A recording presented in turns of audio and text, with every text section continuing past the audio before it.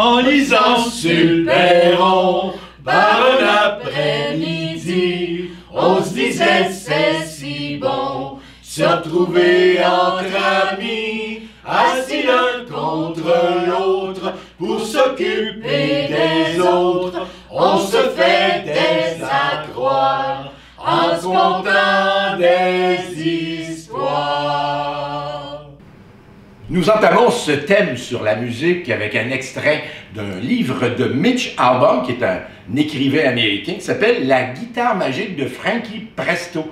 En fait, Frankie Presto est un enfant qui va apprendre à jouer de la guitare avec un vieux professeur qui l'appelle El Maestro. La caractéristique de ce professeur, c'est qu'il est aveugle. Daniel sera Frankie Presto, je serai El Maestro. Quand le jour arriva, Frankie était si excité qu'il tenait à peine en place. El Maestro le fit asseoir sur une chaise pour pouvoir positionner l'instrument correctement. Mais la guitare qu'il avait choisie était beaucoup trop grande pour Frankie. Elle lui arrivait au menton. Tu es petit pour un enfant de 8 ans. Ton père ne te nourrit pas? Si, maestro, il me nourrit. Donne-moi ta main gauche. Mais tes ongles sont trop longs. Tu dois te les couper. Les couper? La main gauche, tous les jours. Oui, maestro. Tu ne peux pas jouer de la guitare avec les ongles longs. D'accord, maestro. Tu sais pourquoi? Non, La plupart des gens ne savent pas. Ils pensent que les ongles trop longs empêchent de pincer les cordes correctement. Mais ce n'est pas ça. C'est quoi, maestro? Les ongles protègent le bout des doigts qui est extrêmement sensible.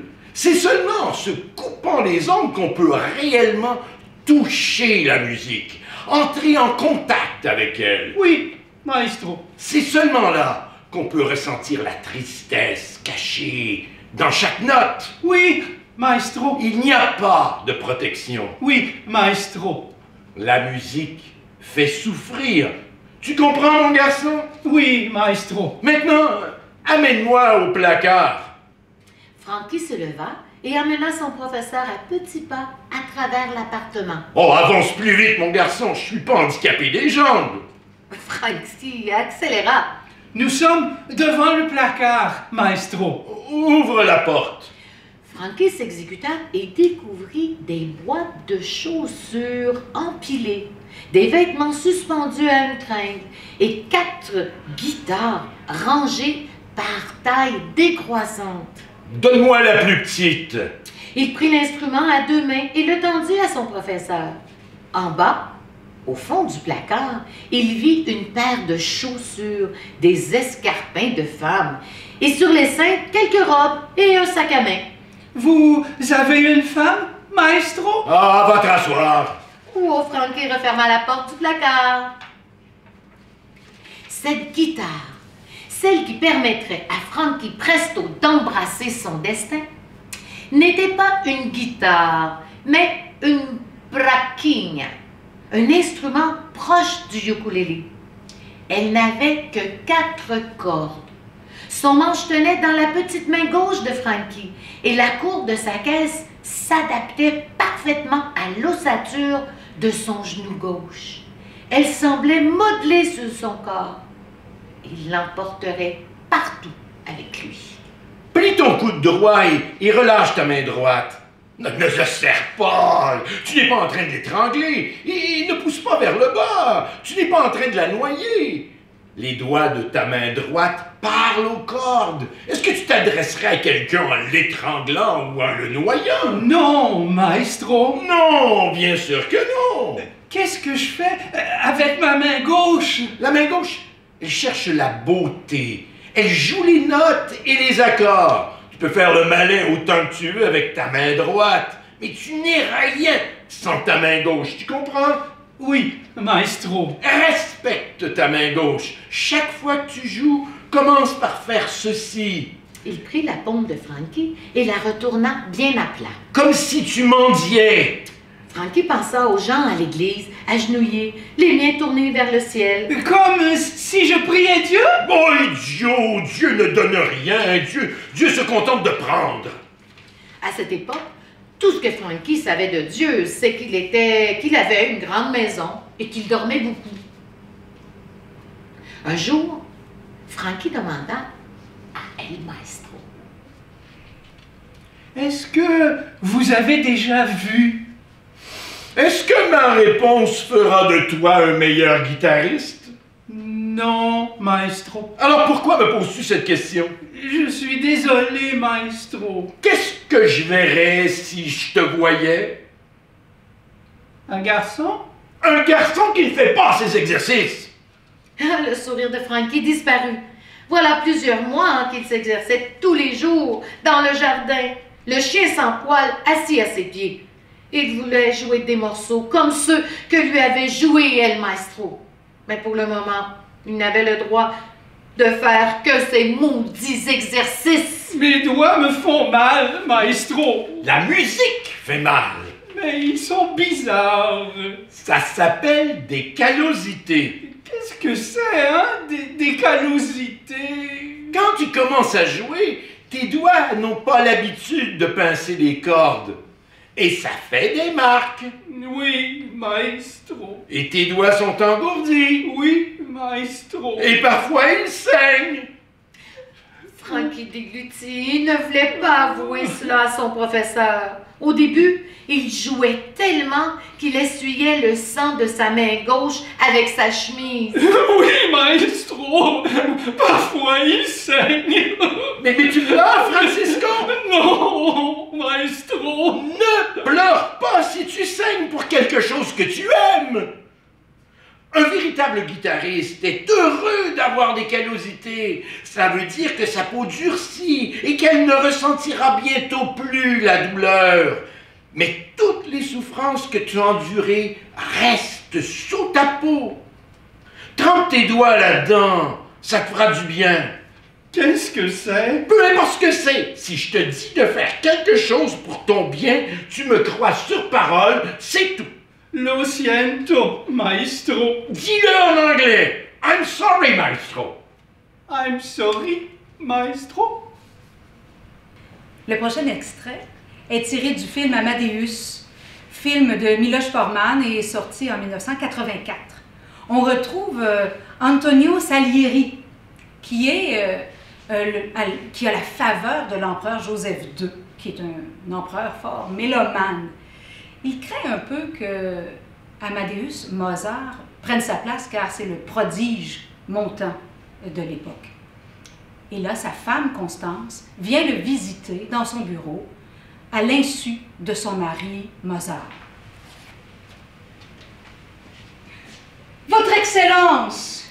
Vous désirez, madame? Oh, madame Mozart. Oui, je viens vous voir au sujet de mon mari, monsieur. Je vous apporte quelques partitions afin que vous puissiez lui obtenir ce poste auprès de l'empereur.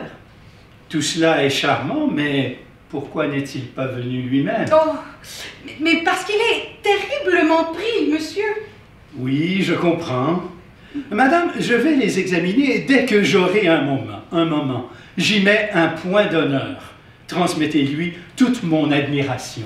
Serait-ce trop vous demander, monsieur, d'y jeter un coup d'œil dès maintenant, pendant que j'attendrai? Je n'en ai malheureusement pas le loisir en cet instant précis. Laissez-moi vos partitions. Elles ne risquent absolument rien. Je ne peux vraiment pas faire ça, monsieur. Wolfgang ne sait pas que je suis ici. Quoi? Ce n'est donc pas lui qui vous envoie? Je suis venue de ma propre initiative. Je vois. Monsieur, nous sommes désespérés. Nous avons vraiment besoin de ce poste. Mon mari dépense beaucoup plus qu'il ne gagne. Je ne peux pas dire qu'il soit paresseux, là, bien au contraire. Il travaille toute la journée. Seulement, il n'a pas de sens pratique. C'est un véritable panier percé. L'argent lui file entre les doigts. C'est ridicule. Laissez-moi vous offrir une petite friandise. Connaissez-vous cela? Capezzoli di Venere.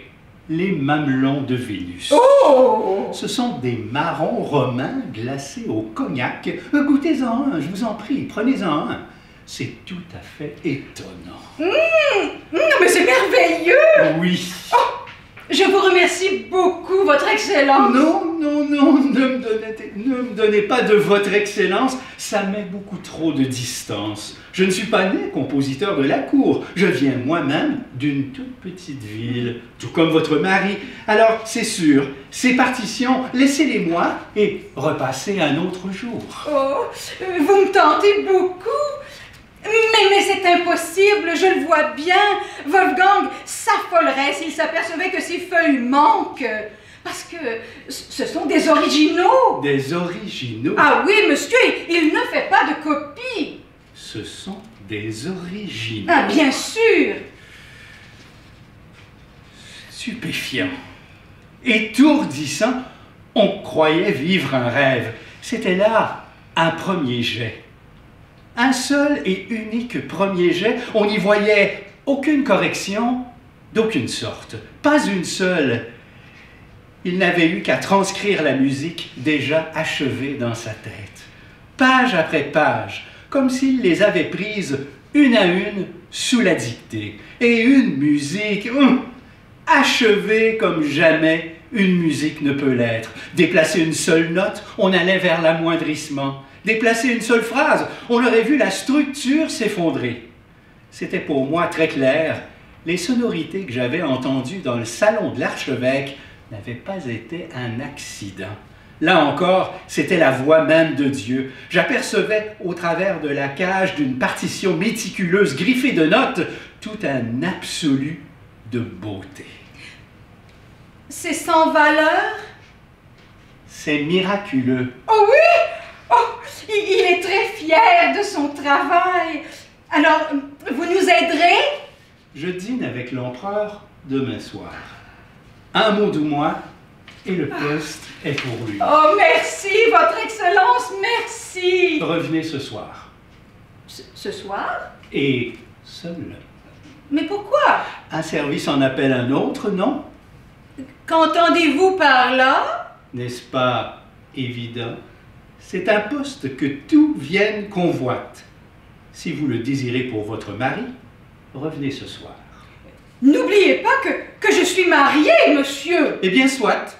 Comme il vous plaira, ne revenez pas, mais pour être plus précis, c'est le prix à payer. Dans cet extrait du roman « Si on dansait » de l'écrivaine américaine Rachel Joyce, on va retrouver un disquaire qui s'appelle Frank, qui a un don extraordinaire, celui de repérer en un instant quel est le disque, la musique qu'il faut à ses clients. Alors, Daniel sera Frank et je serai un client. Un homme bien habillé, la quarantaine, traversa le tapis perçant qui menait à la platine. Tout chez lui était ordinaire. Son manteau, ses cheveux et même ses oreilles, comme si tout avait été fait pour qu'on ne le remarque pas. Il fonça tête baissée devant le comptoir. Frank croisa les bras et se pencha en avant. Comment allez-vous? Je peux vous aider? Je n'aime que Chopin, voyez-vous. Frank se souvint de lui. Quelques mois plus tôt, il était venu acheter quelque chose d'apaisant pour se détendre avant son mariage. Ah, c'est vous qui m'avez acheté les nocturnes! J'ai des ennuis et je me demandais si vous pouviez me trouver autre chose. Frank sourit, comme chaque fois qu'un client lui demandait de l'aide, et lui posa ses questions habituelles. Savait-il ce qu'il cherchait? Oui, Chopin! Y avait-il un autre disque qu'il aimait? Oui, Chopin! Et est-ce qu'il pouvait le fredonner? Non, j'en serais incapable.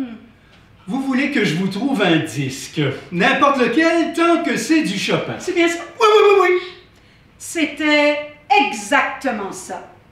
De quoi avait-il donc besoin?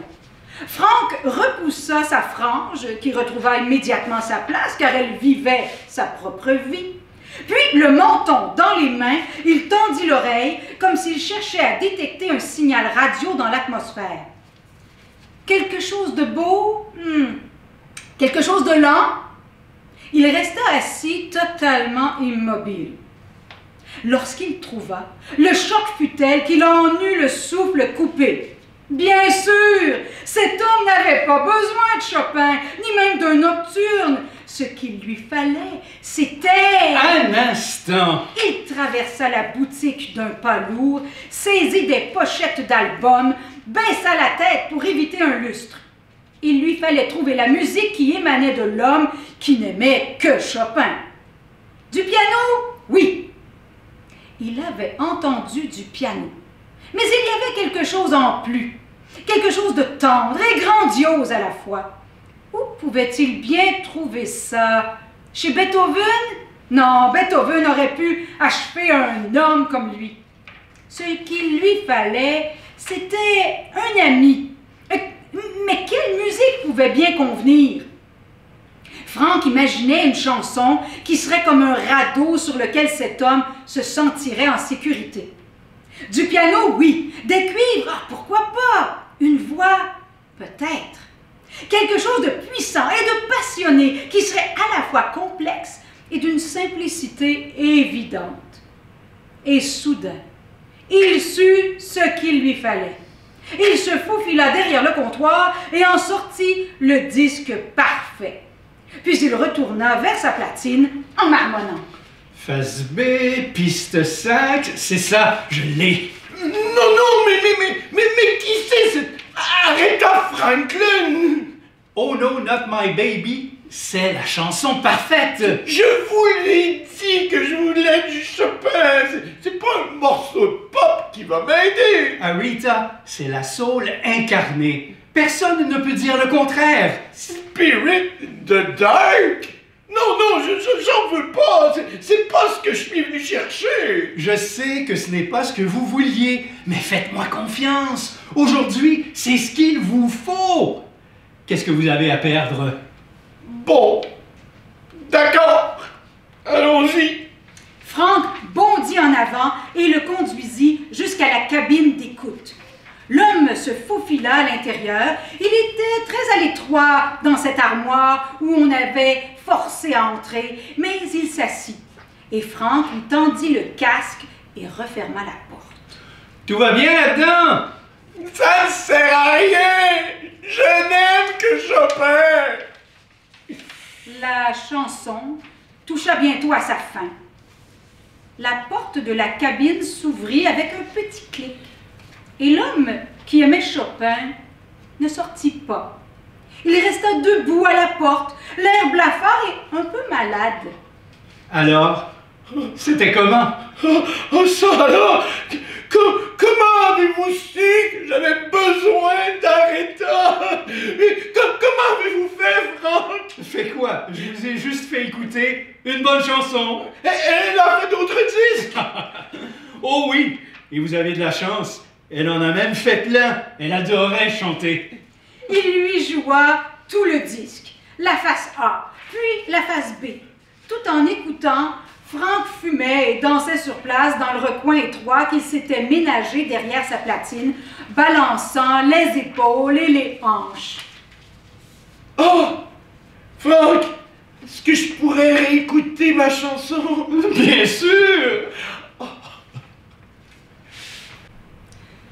Le prochain extrait est tiré d'un roman d'Agnès de Sarthe, qui est une écrivaine française. Ce roman s'appelle « L'éternel fiancé ». C'est la chronique d'une vie musicale d'une femme.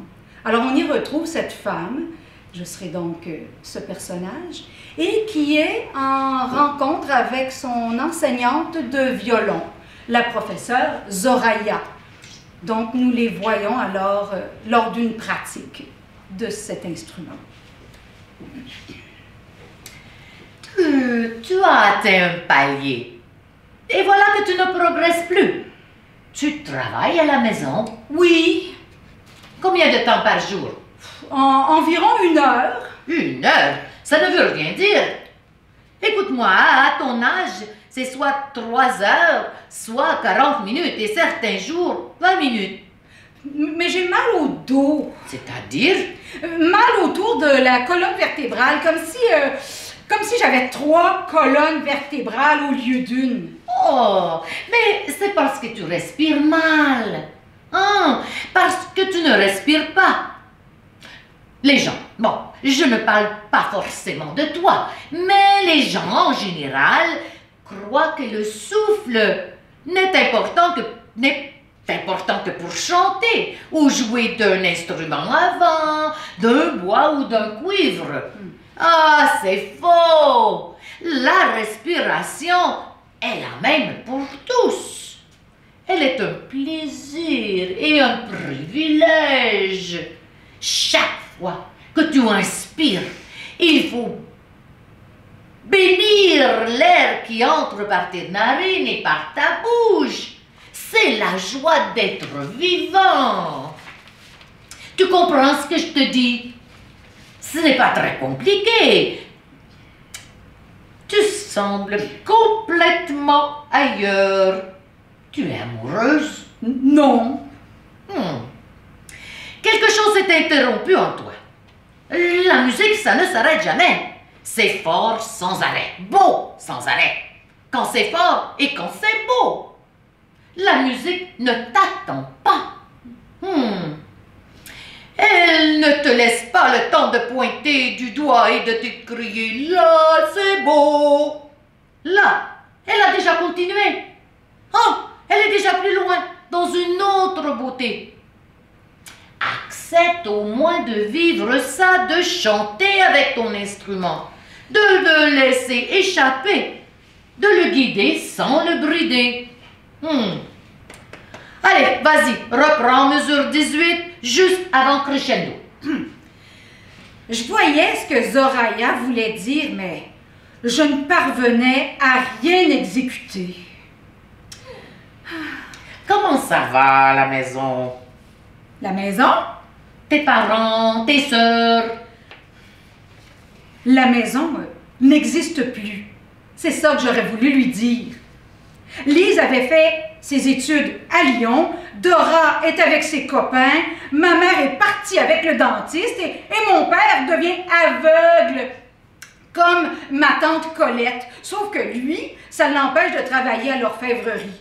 Oh, la maison est sombre. Elle ne sent plus jamais la nourriture et toujours le renfermer. Ah, la famille, hein, c'est pas brillant. Je me demandais pour la première fois où était la sienne. Avait-elle un mari, des enfants? Avait-elle des frères, des sœurs, des parents? Je n'aurais même pas su lui donner d'âge. Allez, reprends ton violon. On va jouer ensemble si tu veux. Je pris mon instrument que j'avais posé sur la table ovale trônant au milieu de la pièce. Elle sortit le sien de son étui et nous nous accordâmes. On commence simple. Tu me donnes un do sur 4 temps, puis un sol sur 4 temps. Ensuite, 2 fois 2 temps et on recommence. Je m'exécutais. Je tirais mon archet longuement, comme elle m'avait appris à le faire, et pendant ce temps-là, elle exécuta des traits rapides et déchirants, improvisant en do mineur sur la base dépouillée que je lui fournissais. Maintenant, on change. Je te donne un la et un mi. C'est à ton tour de chanter. Je n'ai rien à chanter. Pense à quelque chose d'agréable. Mais j'ai rien à quoi penser. Mais un souvenir. Quelque chose que tu voudrais faire. Un vœu. Je pensais à Étienne. J'aimerais bien que Étienne m'embrasse, me disais-je, en empoignant mon violon. Une pluie de notes suivit. Bon, on va procéder autrement. J'ai essayé pour voir, mais ça ne te convient pas du tout. Aucune importance. On reprend le 500, mouvement lent, tout calme. Elle se mit à chanter en faisant légèrement danser sa main devant ses yeux. Moi, je rangeais mon violon dans sa boîte. Je ne me sens pas très bien. C'est fini, songeais-je. Le violon, c'est fini. La musique, pareil. En juin, là, je laisse tomber l'orchestre.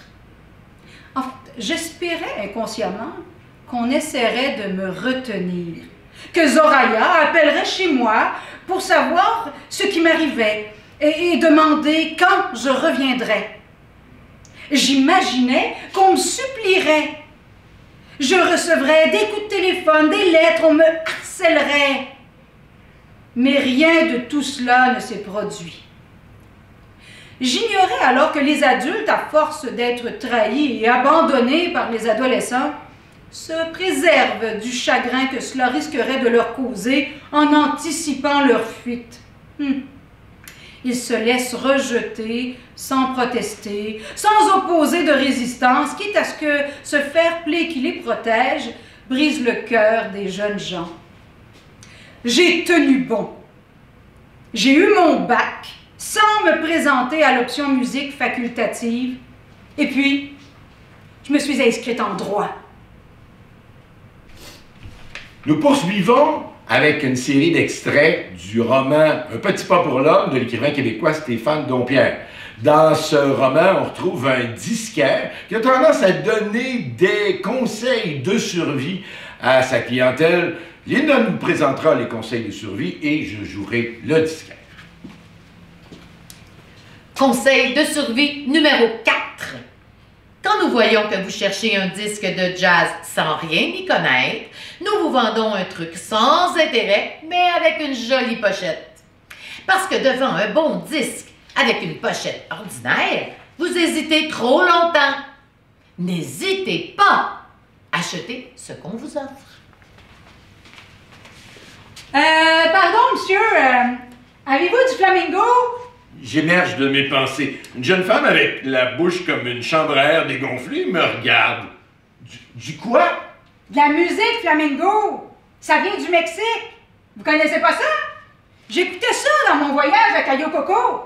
Ben, il y a de la guitare dedans, là, puis du monde qui crie en tapant avec des robes et des moustaches. Vous connaissez pas ça? Désolé, ma petite madame. Flamingo, ils vendent de la dinde, pas de la musique. Par contre, je peux vous montrer notre section de musique flamenco espagnole. Ben, non merci, là. C'est pas du tout ça que je cherche. Monsieur, moi, je vais aller ailleurs. Elle appuie sur chacun de ses mots en tentant de m'offusquer. Je lui ai suggéré d'aller à l'épicerie. Un jour, une vieille dame me demande qui a composé le Boléro de Ravel. Je lui ai suggéré quelques versions de l'œuvre sans répondre à sa question. Un jeune musclé, épilé, me tend un papier où il est écrit « Goodbye Grincheux » par les Beach Boys. Je lui demande s'il parle anglais. Pas du tout qu'il me répond. Je m'en serais douté. Je lui donne une compilation des Beach Boys, incluant Good Vibrations. Il est heureux. Quand je danse là-dessus, les filles crisent, qu'il dit. Je lui fais un sourire compatissant en lui indiquant le chemin vers la caisse. Un barbu, un jour, me demande si j'ai des opéras chantés par Carmen. Un touriste français me demande si je connais Céline Dion. Qui? Conseil de survie numéro 17. Ne demandez jamais un disque à offrir en cadeau à un jeune de 15 ans. Au risque de vous apprendre un grand secret, les jeunes de 15 ans n'ont pas tous les mêmes goûts. Et si vous faites la gaffe d'acheter un truc punk pour une fille qui aime la musique pop, ou encore pire, le contraire, vous passerez le reste de vos jours dans la catégorie « vieux con ». Je cherche un cadeau pour ma fille de 15 ans. Vous avez quelque chose de bon à me conseiller? Il tripote un vieux chapeau beige dans tous les sens, un type hyper nerveux. Ses vêtements sentent l'âne mouillé incontinent. Bon, je décide tout de même de l'aider pour lui montrer que je sais de quoi je parle. Donc, une fille de 15 ans, c'est ça? Oui, c'est sa fête samedi. Quelle est la couleur de ses cheveux? Pardon? Je vous demande la couleur de ses cheveux. châtain blond. Queue de cheval, cheveux courts, cheveux longs. Queue de cheval, mais je vois pas ce que vous... Donc voilà! Je glisse vers lui un disque que tu traînais sur le comptoir, produit usiné d'un boys band quelconque, nouveauté de la semaine. J'ai même pas eu à m'étirer. C'est changeable si elle l'a pas, mais c'est peu probable. Mais comment pouvez-vous savoir? C'est simple! Si votre fille avait les cheveux courts, teints en bleu, je lui aurais donné un truc punk ou alternatif. Mais je vois tout de suite que c'est une fille de bonne famille, qu'elle n'est pas encore révoltée. Hop! Boys band! J'esquisse même un petit mouvement de danse en agitant mes mains dans les airs, en bougeant mon bassin de façon suggestive pour mimer un de ces chanteurs qui se tortillent dans les vidéoclips en changeant de vêtements aux 10 secondes. C'est l'argument qu'il lui fallait. Il achète le disque sans trop savoir si je suis fêlé ou génial, s'il se fait avoir ou s'il fait une bonne affaire. Conseil de survie numéro 19. 33% des clients posent la même question 3 fois. Chaque fois, de façon légèrement différente. Et chaque fois, la réponse est la même. C'est oui ou c'est non. Écoutez donc la réponse à la première question. Passez à la caisse et rentrez chez vous. Merci. Et revenez nous voir! Une dame veut le dernier disque de Daniel Bélanger. Je vais le chercher, je lui donne, et elle me demande... C'est bien le dernier? Je lui réponds patiemment, oui madame, c'est bel et bien le dernier. En appuyant sur chaque mot, convaincu qu'elle va appuyer sur la règle de 3. Donc, c'est le plus récent? Je pousse un long soupir en regardant ailleurs. Je lui remets le CD dans un sac et j'attends qu'elle paie. Un silence de gêne s'installe. Elle aimerait qu'on lui réponde une 3e fois pour être sûre. Alors je lui demande, inquiet, c'est bien le plus récent que vous vouliez. Elle me lance un Oui. interrogateur, le sac serré sur sa poitrine avec ses petites mains certaines de ne pas avoir acheté la bonne chose. Oh bon, je voulais juste être certain. Bonne journée.